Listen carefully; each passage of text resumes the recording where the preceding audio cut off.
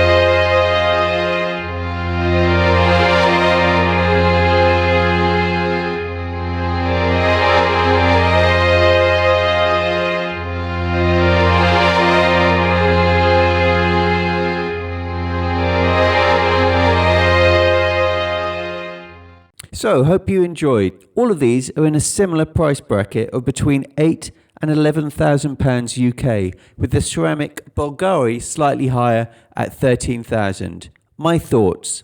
Firstly, honestly, I was disappointed with the Bulgari. I didn't dislike it, but I was disappointed.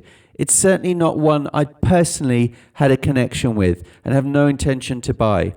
It's 40mm diameter, with impressively thin movement given the case size is only 5mm thick. It has some presence based on its width, but all up I didn't particularly love the look, the design and the feel. I prefer sculptured curved architecture of watches that have more heft, like a Rolex. It gives it more to admire and appreciate. For comparison, the thinnest Rolex, the Daytona, is 12mm versus this Bulgari at 5mm, and the Cartier Santos featured in this video is much thicker at 35mm. The Rolex Daytona is as thin as I would want a watch. Otherwise, for me, they just feel too slight on the wrist. Secondly, I was also disappointed at the finish of the Bulgari. It's a long way off from, say, an Audemars Piguet Royal Oak. They have so much more contrast between the brushed and polished steel, and the steel on this Bulgari just feels very shiny all the way around. Also, if you run your fingers down the edge, it doesn't feel particularly smooth. It's a little bit jagged. I'd actually take a Tissot PRX above this Bulgari without question. And the automatic versions of the PRX also have more interesting dials and a 1/20th of the price. Not for me with the Bulgari. Now Cartier, I certainly admire the heritage and timeless elegant appeal of the brand. But I've been frustrated I could never find a watch in their current collection that I really love. I do own the Drive, which you'll see featured in a separate video I've done.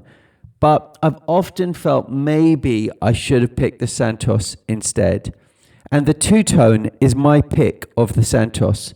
And in summary, I didn't really like the Santos as the dial is a little plain, but I do find myself liking the chronograph version, which gives it a more interesting and vintage feel.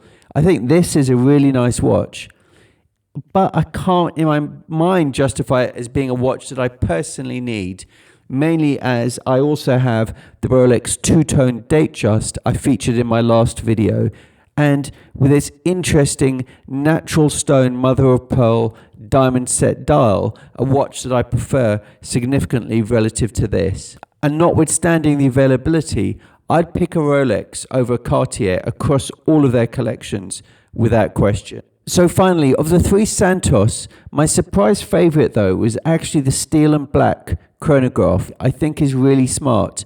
It's a great everyday watch, ideal for any occasion, or if you only wanted to own one watch, it's a timeless, elegant choice that's immediately available.